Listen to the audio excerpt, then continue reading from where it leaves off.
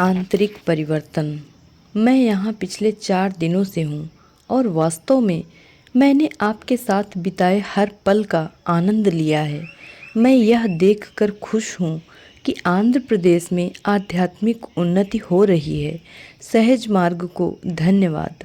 जैसा कि आप सब जानते हैं, हमारा संगठन पंथ और धर्म के भेदभाव से परे एवं विशुद्ध आध्यात्मिक संस्था है।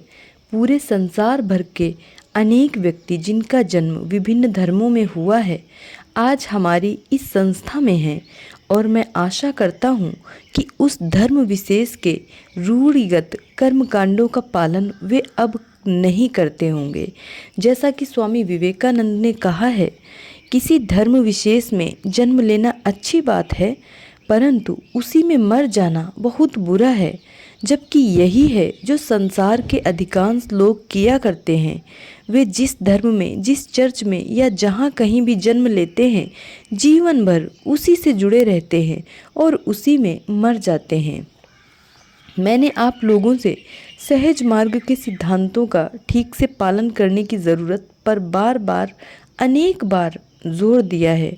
जातिगत नाम जैसे नायडू, रेड्डी, अय्यर आदि को छोड़ने की ज़रूरत को मैंने बार बार दोहराया है, परंतु इस बात को अभ्यास में उतरते हुए मैंने नहीं देखा। यदि ऐसा होता तो भारत के न्यायालयों में नाम बदलने और उन्हें प्रकाशित करवाने वालों के हलफनामा की बाढ़ आ जानी चाहिए थी। हम उपदेश तो देते हैं, परंतु उस पर स्वयं अमल नहीं करते।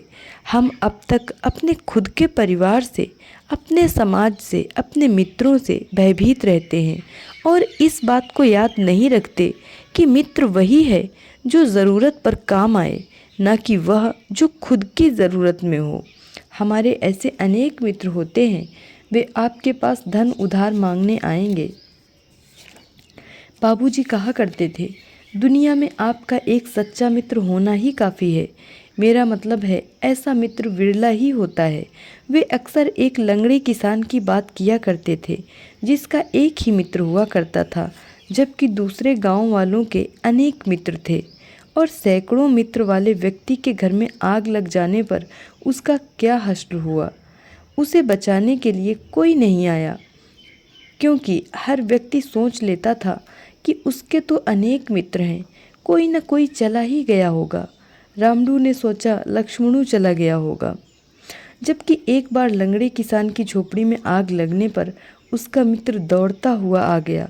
उसने कहा, मैं उसका एकमात्र मित्र हूँ, यदि मैं नहीं गया तो वह बर्बाद हो जाएगा।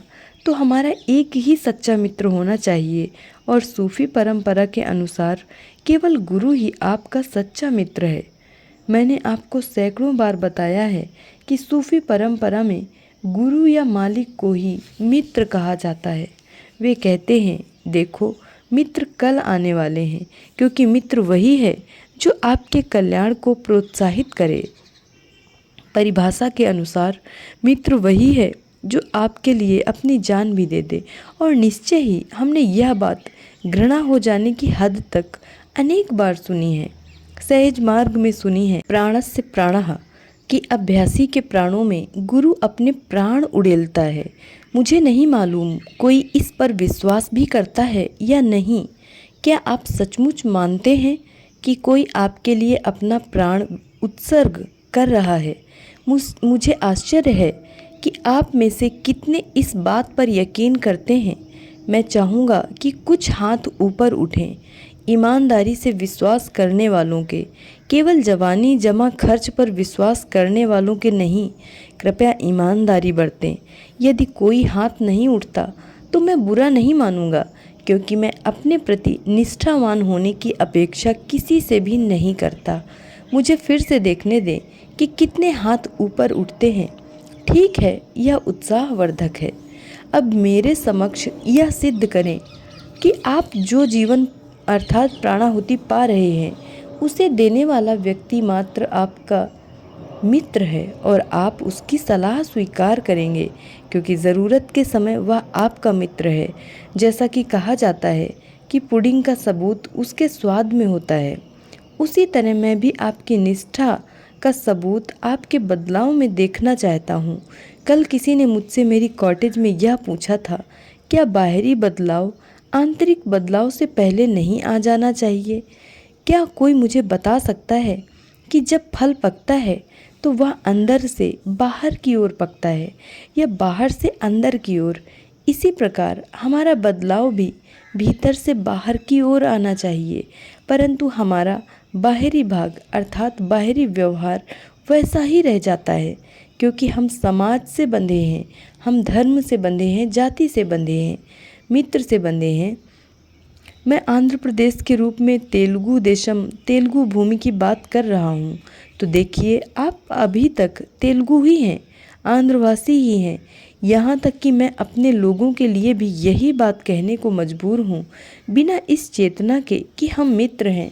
हमें एक दूसरे को केवल इसलिए गले लगाना चाहिए कि हम आध्यात्मिक रूप में एक हैं। अब हमें कोई भी अलग नहीं कर सकता, ना तो आप लोगों को एक दूसरे से, ना ही आपको मुझसे, और हम में से किसी को भी बाबूजी महाराज से। तो अपने को बदलने और जनता के सामने अपने को इस रूप में प्रस्तुत करने के लिए कैसे प्रयास करें कि मैं एक ऐसी संस्था से संबंधित हूँ जिसका यहाँ तक कहना है कि नाम भी हमें एक दूसरे से विभक्त करते हैं। क्योंकि हम देखते हैं जब कोई नायडू किसी रेड्डी से मिलता है तो वहाँ कुछ न कुछ प्रतिरोध तो रहता ही है। आपकी पुत्री उसके पुत्र से विवाह नहीं कर सकती है कि नहीं? सामान्यता नहीं। हाँ साहब, वैसे तो बहुत अच्छा है, किंतु आप तो नायडू हैं, है कि नहीं? यह सब खत्म होना चाहिए। आंध्र प्रदेश में इस बात को मैं 100वीं बार दोहरा रहा हूँ और अभी तक मैंने किसी को भी जाति का नाम छोड़ते नहीं देखा। आप जानते हैं नाम छोड़ने का क्या अर्थ है? साहब, मैं नरसिम्हा राव को जानता हूँ। यह हुआ नाम को छोटा करना। नाम छोटा करने का अर्थ है काट छाँट कर इसके बेकार भाग को फेंक देना। हम गोभी खरीदते हैं और उसके डंठलों को काट कर फेंक देते हैं। हम असली चीज़ रख लेते हैं और बेकार की चीज़ फेंक देते हैं। हम केले खरीदते हैं, उसमें से केले रख कर उसके डंठल को फेंक देते हैं, फिर केला का छिलका उतार कर फेंक देते हैं। हमारे पास हमारे अंदर भी कुछ ऐसा है जिसे हमें काट कर फेंकने जाना है। मैं यहाँ संस्कारों की बात नहीं कर रहा हूँ, मैं आदतों की, नामों की, प्रवृत्तियों और व्यवहार की बात कर रहा हूँ। हम कब इन पर काम करने जा रहे हैं? याद रहे बाबूजी महाराज कहते थे, आंतरिक परिवर्तन वे करते हैं, चरित्र निर्माण आपकी समस्या है, अभ्यासियों की समस्या है। क्या आप इस दिशा में कुछ कर रहे हैं? मुझे ऐसा नहीं लगता। इसलिए हर बार सत्संग के समय अनुशासित रहने के लिए, अपने स्थान पर बैठे रहने के लिए, तालियां न बजाने के लिए और शोर न करने के लिए, चुनाव के बारे में चर्चा न करने के लिए और बहुत ही झुंझलाहट के साथ आपसे अपने मोबाइल स्विच ऑफ करने के लिए घोषणा करनी पड़ती है हर बार। आप जानते हैं वायुयान में भी घोषणा की जाती है कि अपने सेल फोन को अवश्य ही स्विच ऑफ कर दें, क्योंकि यदि ये चालू है तो यान को गंभीर खतरा हो सकता है। एक बार मैं ऑस्ट्रेलिया में था जब मैंने पढ़ा कि एक यान दुर्घटनाग्रस्त हो गया था और जांच से पता चला कि किसी अन्य व्यक्ति ने नहीं बल्कि स्वयं पायलट ने कॉकपिट से अपने सेल फोन का इस्तेमाल उस समय किया था जब वह खुद यान चला रहा था। यह एक समाचार पत्र की सच्ची खबर है, क्योंकि शायद खुद पायलट को अपने निर्देश पर एतबार नहीं था और इसलिए उसका पालन करना ज़रूरी नहीं समझा। तो हम किसी भी बात का तब तक विश्वास नहीं करते जब तक कि हमें उसके दुखांत परिणाम न झेलने पड़े, और तब बहुत देर हो चुकी होती है। बाबूजी ने कहा है कि जो आत्मा अभी शरीर में है उसे मुक्त करना बहुत आसान है। यह बात पूरी तरह सुनिश्चित कर लें कि जब तक आप शरीर में हैं आप मुक्त हो जाएं। एक बार यदि शरीर छूट गया और हम मुक्त नहीं हो पाए तो अगला जन्म उसी प्रकार निश्चित है जैसे रात के बाद दिन। तो यह विषय बड़ा गंभीर है। आप जानते हैं यह कोई तमाशा नहीं है, यह कोई चुनाव की सभा नहीं है, या कोई समूह में की जाने वाली वार्ता या चर्चा नहीं है। हम प्रवचन नहीं देते, ना ही हम वेदों का पाठ करते हैं, ना ही हम संगीत के कार्यक्रमों आदि को अधिक पसंद करते हैं, क्योंकि ये सभी बातें हमें अपने पद से विचलित करने वाली हैं। यहाँ हमारा एकमात्र उद्देश्य स्वपरिवर्तन है, और यदि आप इसे अधूरा छोड़ देते हैं तो यह केवल ट्रांसफॉर्मेशन से ट्रांस रह जाता है, लेकिन फॉर्मेशन अर्थात बनना नहीं। तो हम जा कहाँ रहे हैं? मुझे याद है बाबूजी महाराज अपने जीवन के अंतिम क्षणों में बहुत ही हतोत्साहित थे जब उन्होंने कहा कि मिशन के सच्चे अभ्यासियों की संख्या को केवल एक हाथ की उंगलियों पर गिना जा सकता है, 2 हाथों की भी ज़रूरत नहीं।